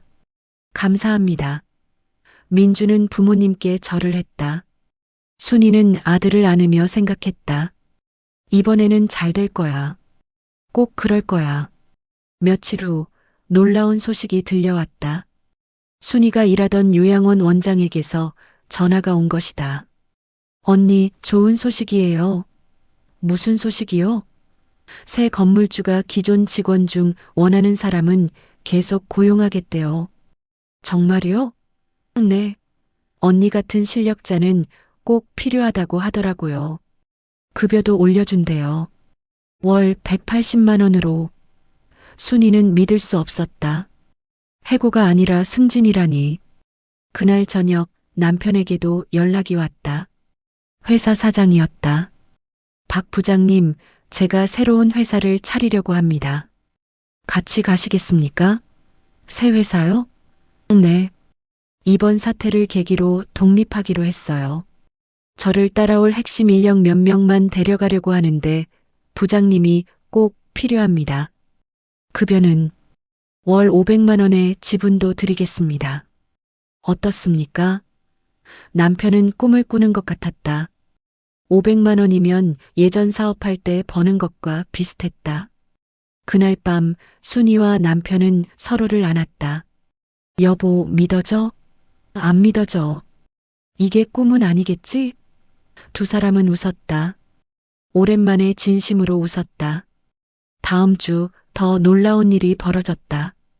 예전에 순이가 다쳤던 간판 사고. 그 건물주를 상대로 한 소송에서 승소 판결이 난 것이다. 변호사에게서 전화가 왔다. 김순희 씨, 축하드립니다. 1심에서 전액 승소했습니다. 정말요? 얼마나 받을 수 있는 거예요? 치료비, 위자료, 일실 수입 등 합쳐서 8천만 원입니다. 건물주가 항소하지 않으면 한 달 안에 받으실 수 있어요. 8천만 원. 순이는 현기증이 났다. 그 돈이면 그동안 쌓인 빚을 다 갚을 수 있었다. 카드 대금, 대출 이자, 병원비. 모든 것을 정리할 수 있었다. 선생님, 정말 감사합니다. 제가 감사하죠. 증거가 명확해서 승소할 수 있었습니다. 그리고 건물주가 보험 드러나서 지급도 확실할 겁니다. 집에 돌아온 순이는 남편에게 소식을 전했다. 남편은 믿을 수 없다는 표정으로 계속 물었다. 정말? 8천만 원? 정말? 응, 정말이야. 두 사람은 서로 껴안고 울었다. 기쁨의 눈물이었다. 그날 저녁 가족 전체가 모였다. 순이는 소식을 전했다. 애들아, 엄마 소송에서 이겼어. 8천만 원 받는다. 모두가 환호했다. 민준과 지은은 부모님을 안았다. 엄마, 아빠, 진짜 축하해요. 이제 빚도 다 갚을 수 있겠다. 남편이 말했다. 그리고 조금 남으면 민준이 사업 자금도 보태줄 수 있고. 순이가 덧붙였다. 엄마, 괜찮아요. 전 제 돈으로 할게요. 아니야. 이건 가족 돈이야. 우리가 함께 어려움을 겪었으니 함께 나누는 거지. 순이의 말에 모두가 눈시울을 붉혔다. 며칠 후 순이는 또 저를 찾았다. 주지 스님에게 그간의 일들을 전했다. 일자리, 보상금, 모든 것. 스님은 미소 지으며 말했다. 축하합니다, 보살님. 이제 터널을 완전히 빠져나오셨군요. 스님, 신기한 게요. 시어머니 이장하고 나서 정말 모든 게 좋아졌어요. 정말 풍수 때문인가요? 순이가 물었다. 스님은 잠시 침묵하다가 말했다. 보살님, 사실 풍수는 핑계였습니다. 네. 물론 산소 상태가 좋지 않았던 것은 사실입니다. 하지만 그것이 보살님 가족의 불행을 직접적으로 야기한 것은 아닙니다. 순이는 혼란스러웠다. 그럼 그동안 제가 믿었던 게 보살님 가족에게 필요했던 것은 희망이었습니다. 함께 이겨낼 목표가 필요했어요. 이장이라는 목표가 가족을 하나로 묶었습니다. 그럼 해광 스님은 제 동생입니다. 저는 동생에게 부탁했습니다. 어려운 가정을 찾아서 희망을 주라고. 그리고 그 가정이 바로 보살님 가족이었습니다. 순이는 충격을 받았다. 그럼 모든 게 계획된 거였나요? 아닙니다. 우연이었습니다. 해광이 보살님을 처음 만난 것도, 제가 무료 이장을 제안한 것도, 하지만 그 우연들이 모여서 기적을 만든 겁니다. 하지만 이장 후에 정말 좋은 일들이, 그것은 보살님 가족이 변했기 때문입니다. 함께 목표를 위해 노력하면서 서로를 원망하지 않고 의지하면서 포기하지 않고 버티면서 그 과정에서 가족이 강해진 겁니다. 순이는 한참을 생각했다. 그렇다. 이장 자체보다 중요한 것은 그 과정이었다. 함께 돈을 모으고 함께 기도하고 함께 희망을 품었던 그 시간들. 그것이 그들을 변화시켰다. 스님, 그래도 감사합니다. 스님 덕분에 우리 가족이 다시 일어설 수 있었어요. 천만에요. 일어선 것은 보살님 가족 스스로입니다. 저는 그저 작은 계기를 주었을 뿐입니다. 그로부터 1년이 지났다. 순이는 여전히 요양원 주방장으로 일하고 있다. 하지만 이제는 여유가 있다. 다리도 거의 완치되었고 건강도 많이 좋아졌다. 남편은 새 회사에서 영업이사가 되었다. 회사는 빠르게 성장했고 남편의 지분 가치도 올랐다. 그는 매일 활기차게 출근한다. 60대 후반이지만 40대처럼 일한다. 큰아들 민준의 사업도 잘 되고 있다. 처음 1년은 힘들었지만 이제는 안정 궤도에 올랐다. 직원도 10명으로 늘었고 매출도 꾸준히 증가하고 있다. 며느리는 둘째를 출산했고 손주들은 건강하게 자라고 있다. 딸 지은은 디자인 회사에서 팀장으로 승진했다. 그리고 최근에 좋은 사람을 만나 결혼을 앞두고 있다. 순이는 딸의 웨딩드레스를 고르러 함께 갔다. 엄마, 행복해. 지은이 말했다. 나도 행복하단다. 어느 토요일 순이네 가족은 시어머니 산소를 찾았다. 이장 일주기였다. 성묘를 마치고 절에 들러주지 스님께 인사했다. 스님, 1년 동안 우리 가족이 정말 많이 좋아졌어요. 다행입니다. 보살님 가족이 스스로 일궈낸 결과입니다. 스님, 사실 처음에는 속았다고 생각해서 화가 났었어요. 하지만 이제는 알겠어요. 스님이 준 건 핑계가 아니라 희망이었다는 걸.